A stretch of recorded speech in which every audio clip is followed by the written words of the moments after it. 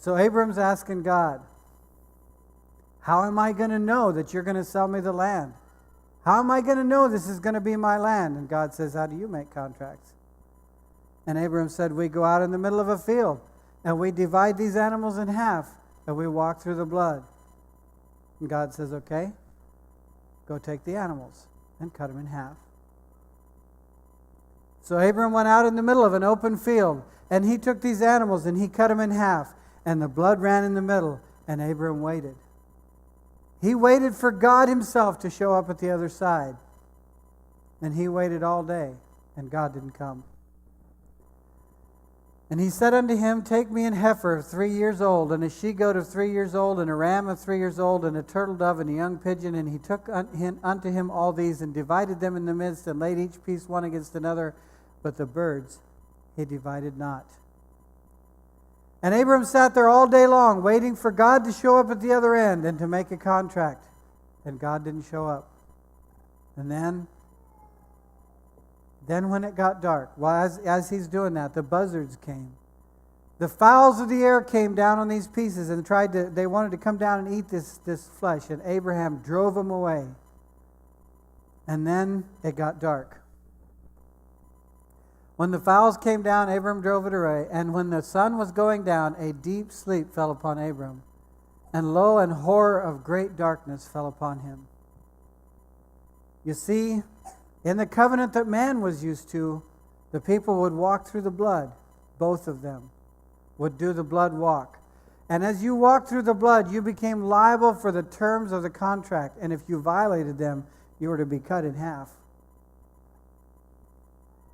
But God knew that Abraham could not keep his side of the covenant. And he did not want Abraham walking through the blood. So he waited until the sun went down. And he took Abraham and knocked him out. And he laid him off to the side.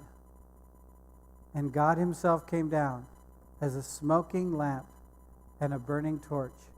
And he walked through the pieces himself.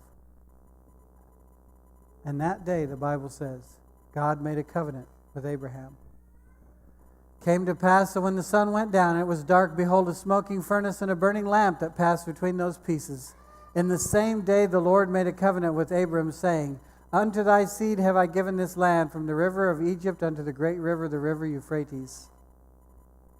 On that day, God made a covenant with Abraham.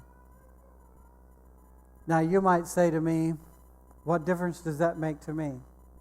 How does that affect me? Why are you sitting here talking to me about a covenant that God made with Abram?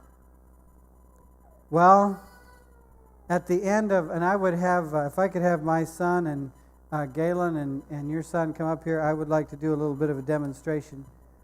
At the end of the covenant, the last step of the covenant, and tomorrow I intend to talk about some of these different steps of the covenant that take place.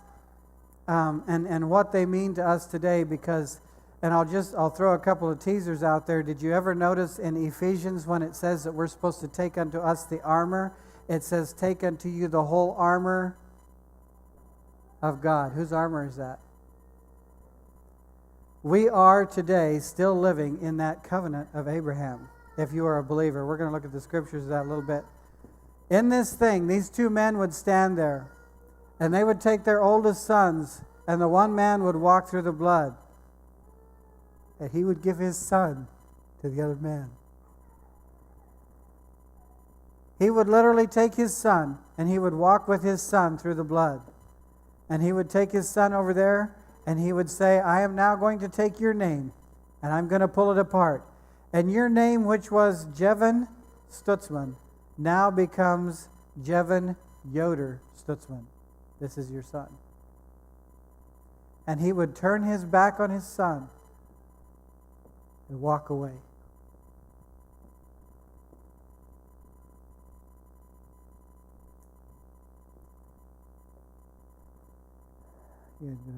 You know the story. That's all I want from you. You know the story. Abraham by now had received his son of promise. And you know how God came to Abraham and said, take your son. Take your son. your only son that you love. And you take him out here to a mountain that I will show you. A mountain that 2,000 years later was known as Mount Calvary. And he said, I want you to take your son out there to this mountain that I will show you. And I want you to offer your son up to me without any hesitation. Abraham woke up early the next morning, took some servants, saddled his ass, took off down the road. They got there to the bottom of that mountain, and Abraham said, his son said to Abram, well, Dad, we've got the wood and we've got the fire, but where's the offering? And Abram told him, God's going to provide himself a lamb. But Abraham made a very interesting statement I want you to look at here. Abraham said to the young men, Abide ye here with the ass, and I and the lad will go yonder and worship, and come again to you. And Abram took the wood of the burnt offering and laid it upon Isaac his son. And he took of the fire in his hand and a knife, and they went both of them together. Look at these words. Abraham said unto his young men, Abide ye here with the ass, and I and the lad will go yonder and worship, and come again. Abram that day took that boy, his only son, and he took him up there on that mountain, absolutely persuaded in his own mind and his own heart that both of them were coming back down the mountain.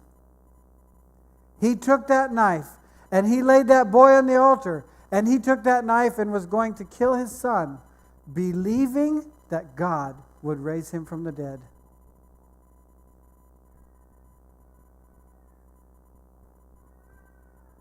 You know the story, how the angel stopped him. And they found the ram in the thicket and sacrificed the ram. And they went back down the mountain.